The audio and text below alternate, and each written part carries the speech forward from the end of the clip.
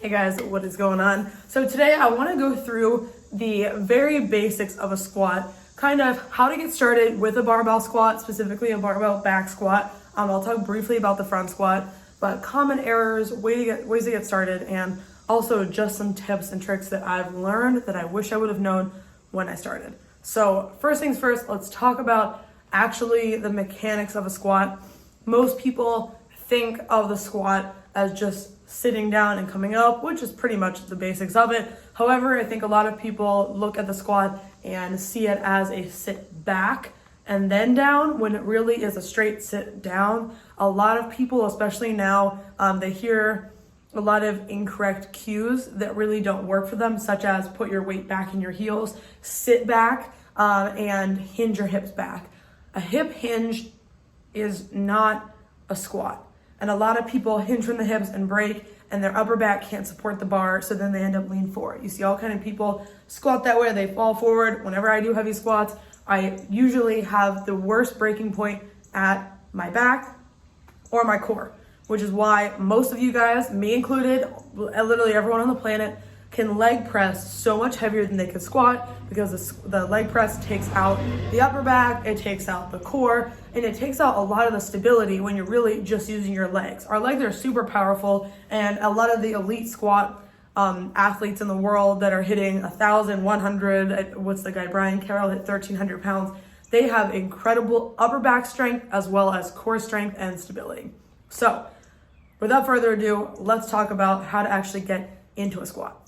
The first step is adequate mobility. If you are in a position where when you come down, you cannot actually sit down, if you go to sit on the toilet and you have to hold on to things, this is a mobility issue, and you should not be putting a barbell on your back until you can adequately come down into a squat where you're driving the knees out, your big toe, your midfoot, and your heel are all in contact with the floor. Your weight is shifted over the midfoot, over your entire structure where you're the most stable. So when you're here in your squat, and if you have to sit back before you can come down, that is a mobility fault. That is a fault in the actual function of the body and of the squat. If you're here and you're dropping down, your knees are caving in and they're touching, that is also a fault in the squat. So from the front, when you're dropping down for a really proper squat, you want to make sure that you're also breaking from the knee and the hip at the same time. And I mean bending the knee and dropping your hips at the same time. So as I come down,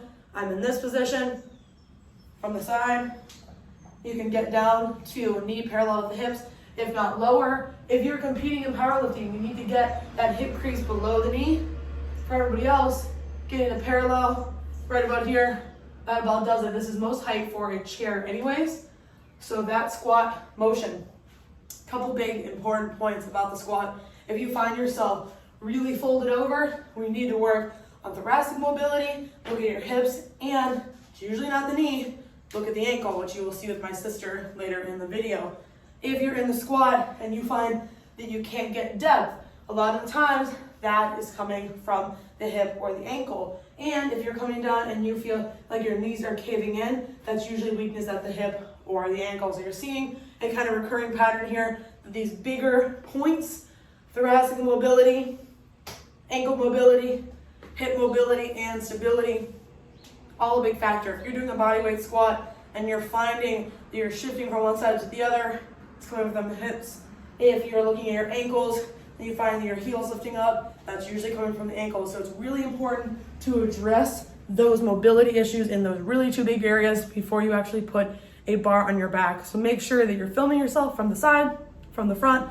Film yourself on your feet. Bring the actual phone or camera to the floor and take a look at what your feet are doing. Are your toes kicking up? Or your heels kicking up? All these really important points to ensure that you are actually doing a safe squat, where if I said put your hands in the air, you can actually keep yourself upright and your hands don't end up here at the bottom of the squat.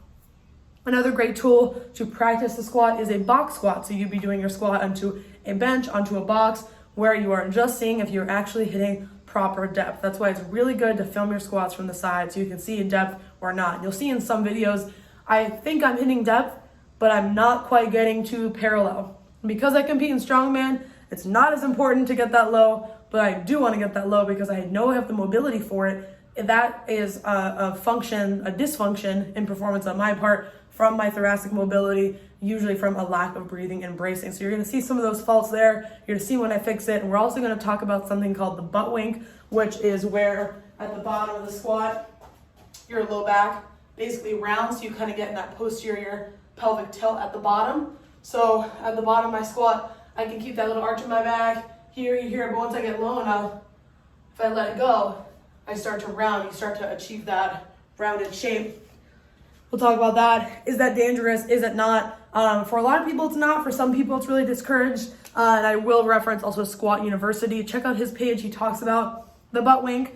There's a lot of debate right now in the community, the fitness community and strength community, if a butt wink is dangerous or not. I think that it's just like rounding your back in a deadlift. The most elite lifters in the world have a round in their back for the deadlift, but they're breathe and brace properly. So as long as you're not experiencing pain, discomfort, or function in mobility and stability and ability, then I really do think the butt wink is not a problem. I have a small butt wink at the bottom of my squat when I drop below parallel. It's something I just try to be aware of, and I try to actually be conscious of keeping that little arch in my low back and maintaining more of a neutral spine and keep my hips even. But that's pretty much it on the butt wink. And let's talk about getting under the bar. So what you'll see here, guys, you can't really see it in the shot, but I'm using a box as an indicator to make sure I'm actually dropping down to an adequate depth in my squat. This is just to see if you're getting the correct depth, and I would really advise it for beginners to add in some box squats to make sure that you're able to get as low as you need to for a proper squat and making sure you're not in any kind of pain. You'll see in the next clip, my mom has a lot of knee issues, and as soon as she came under the bar with only 15 pounds on each side, she was a little fearful and ended up doing what most would call a quarter squat, if even that. So what we're going to do for her over the next few weeks is get her comfortable in a squatting pattern with body weight squats and with squats with a bar only, as well as some hip mobility. All right, guys, so let's talk about getting under the bar. First things first, this is just a very basic setup thing. Whenever you're setting up your cups for your squat to put the bar on, make sure they're at armpit height. You don't want them too high because you don't want to have to come over the lip of the cup to actually get the bar in your back. It's going to put you in a bad position. It's not very safe. For me, with where the holes are on this one, it's usually right about chest level, just slightly higher. I could go lower. It tends to feel a little bit uncomfortable that way for me. So you really do need to experiment and see what feels best for you. So right here, this is where it feels most comfortable for me, and you'll see where the cups are, right about armpit. They're just slightly above, right? And if you are setting up safeties, what I like to do is literally drop down in a squat, see where my shoulders are, and I put the safeties just slightly under that point. So I am able to achieve full depth without worrying about hitting the safeties. But if I need to bail out of the squat, I have those right there about 1 inch to 2 inches away. I'm gonna keep them off for now because I'm just squatting with the bar. But a couple important notes. Setup is super important. You'll see in some of these clips coming up that I attack the bar. All that means is you're not gonna walk up and kind of like come under it and hang out for a second and then you kind of like loosely walk away. Right now I have no tension, I have no stability, I didn't breathe and brace. So if I'm dropping down in a squat under a maximal load or even 80, 70, whatever percent, I don't have a lot of stability and end up in this forward position. Even if everything else is right, you don't have a lot of that stability, so you end up kind of doing this good morning action to get the weight back up, and it's just not very safe. So what I would advise, attack the bar. Whenever you come up to your barbell, you are set up, you're ready to go. You are adequately warmed up, meaning you've done body weight squats, you've done warm-up sets with an empty bar, with lower loads, getting up to your working weight, and you feel good about it. You have the shoulder mobility and thoracic mobility. You've done a proper warm-up, you've activated your glutes, all those good things. Core body temperature is up. So I'm gonna come under that bar, and I'm not gonna knee bend and stand up to get it up. I'm actually gonna hip hinge my hips up and forward to raise the bar up. This is a simple thing and it sounds dumb, but constantly bending and unbending your knees to pick up the bar will eventually lead to knee issues in the future, and we are talking about longevity in your lifting career. So I always hinge, get it in the right position, attack the bar, big breathe in and brace, hinge my hips up to stand up, then I take my step back, step, left, and right. So in total, I take 4 total steps. Some people take less. Some people will come out and they'll take 1, 2, 3. For me, 4 is just right. At this point, I'm really shoving the bar into my back. I'm trying to almost shove it through my chest. And I don't have my elbows way back here, because if they're way back here, that instantly rolls the bar up and rolls my upper back forward. So even if I try to break from the knees and the hips, I end up in this position at the bottom, and a lot of weight is on your back rather than driving down for your legs to do some work. All right? So, recap. I'm gonna walk up to the bar, make sure my grip is even. I try to keep my grip as close as I can on that bar. Get under that bar, hip hinge, big brace. Right? Or hip hinging out. Take your steps back. Driving the bar to my chest. My elbows are down, not back. I'm pushing it into my back. Take my big breath. Again, at this point, my glutes are really, really tight. And then I'm going to take another in-breath. Brace it down. And then I'm going to drive my knees out, breaking from the knees and the hips at the same time. So you don't want to go back, out, and you don't want to go out, here. I break all at the same time. Drive it out. Bring it up. And another fault that a lot of people do is when they're in the bottom, they're in the hole of the squat, they'll go like this with their neck. They crane their neck up in the direction they're going, which puts your spine in a really awkward position, and the bar could slip right off of your back. I've seen it happen. Seen the bar just fall right off people's back because they didn't create adequate tension, adequate stability. So let's go through this one more time. I'm gonna walk up to the bar. I'm gonna attack the bar. I'm gonna grip it with everything I got. You're creating that energy, right? It's all kinetic. Hip hinge, brace. Take my steps back. Squeeze my glutes tight. I'm taking my big in-breath right now again. Brace it down. Drive that bar into my back. Break from the knee and the hip together. From the bottom of my squat, I'm gonna explode up. And I actually push the bar with my arms up like I'm trying to strict press it behind my neck. It's not actually gonna go anywhere, but you're creating a little bit of power on the way up, which gives you a little bit more swing out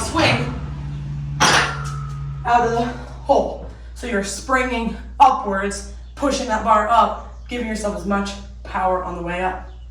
That is kind of barbell squat. That is some tips and tricks. Mobility issues, we're gonna go into ankle and hip with my sister and with my mom. So stay tuned for what to do for that. Remember guys, adequate warm up. We're talking mini band above the knees, monster walks. We're talking mini band squats. We're talking body weight squats. We're talking hip thrusts with the band on. Get your glutes active, get your legs warm, get your body warm, and get your mind right before you get yourself under a bar. You need to be adequately warmed up if you ever want to start lifting heavier on a squat with good form. There we go. Yep. Now push into it a little bit more, and then drive your knee toward your pinky toe. Out, there you go. And then push, push, push. Try to shove your ankle on the ground, or shove your heel on the ground. Okay, then come back. Okay, that's one. Keep it in line. There you go. Good. So what we're doing here, for everybody watching, this is just a banded ankle distraction. Say hi, this is my sister. Hi. So Don't mind the snot. when she's doing her squats, we're noticing that both ankles are kind of caving in a little bit, and therefore, because we're breaking here, this is kind of our focus point, the knees are starting to cave in a little bit. So as she's dropping down, even in a wide stance with her toes pointed out, her knees start to kind of drift here, and the ankle is the first thing that caves, so you can see that heel's popping up. So on the squat, if you were looking at it from above, it would look like this. So she's trying to shove her knees out, but as she's going, either the heel pops up or the whole thing caves in right here. So what we're doing is we're doing a banded ankle distraction, 10 to 15 reps per side before we actually head into trap bar deadlifts. Because it's so quad dominant, I want her to be in a good position and in a place where she's feeling strong and she can actually keep those three important points of contact, your big toe, your midfoot, and your heel all in contact with the floor. So what we're doing here is we are retesting. So we've got a band on above her knees just to give her that tactile feedback to push her knees out. And when she's dropping in her squat, what we're thinking about is a big focus on breaking at the knee and the hip at the same time while keeping an upright torso as much as possible. So she's trying to keep her chest up without flaring her rib cage. All right, so when we're watching this is actually a dramatic improvement. So gripping, tell me your 3 points. You're gripping with what? Big toe. Yep. Middle of your foot? Middle foot and heel. Yep. So show me that. And we've got her barefoot in her socks, but she's gripping. Anyone that's struggling with these kind of issues, I always advise gripping with the ground and staying barefoot. And also filming yourself, because you can kind of see this left ankle, when she's going down in her squat, drifts right here. Go ahead, go down, Rue, and sit at the bottom right there. And we're looking here in the center. We got a little bit of a hip shift to the right. Hip shift. Can I go up? Yep. Give me 3 more. 1, so you can see that one drifting, the right one stays the same. 2, and 3. So the ankle distraction did help, but we still have some stuff to work on. Good job. Thank you. Woo! All right, guys, so here's me squatting. Nothing too heavy. I think this was 185 pounds, but you'll see here that I'm not getting to full depth, and I have a little bit of a hip shift here. My upper back's in the right position, my neck's in the right position, my elbow's in the right position. I'm even breathing and bracing. Maybe not the best, but I'm still breathing and bracing, and I have knee sleeves on to kind of help out with some right knee pain I was having. However, you'll still see here at the bottom, there is a little hip shift. My body kind of shifts over the right. My one knee kind of moves a little bit funny, and the knees really shouldn't be moving anywhere but outward in the squat, and then straightening at the top. See right there, that little hip shift to the right, and having some pain there. So we looked at ankle mobility and a banded distraction with the ankle. The exact same thing can be done with a band in the hip. And I do recommend that you check out Squat University's channel on a banded hip distraction, because he does a much better showing of that actual exercise. But you'll see here, even with lighter weight, I still have that little bit of a hip shift. And it's almost like I really did believe at the time that I was getting parallel, but I was hitting barely parallel, maybe just above for a lot of these reps. So this is a clear indicator for myself that while I can handle the weight, I need to work on some of that mobility beforehand and increase my warm-up slightly to focus on some hip mobility, as well as maybe adding a box underneath me. The next few clips are just to show you how to attack the bar. You see when I come under the bar, I do that really dramatic ponytail flip. I take my really big breathe and brace, get under the bar, attack the bar, hinge from the hips, get your step back, squeeze your glutes as tight as you can, take a deep breath, and only then do I drop down in the squat. The entire time, I'm really shoving that bar into my back, and on the way up, I'm consciously thinking about lifting the bar up as if I'm trying to military press it. You almost see it kind of bounce up on my back slightly as I come up, because I'm really thinking about pushing that bar up with my whole body and through my upper body as well.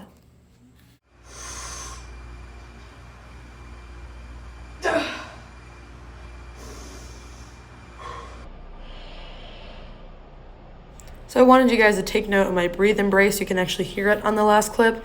And this one, I slowed it down to show dropping slightly below parallel. You'll see just the beginning of a butt wink that I talked about earlier.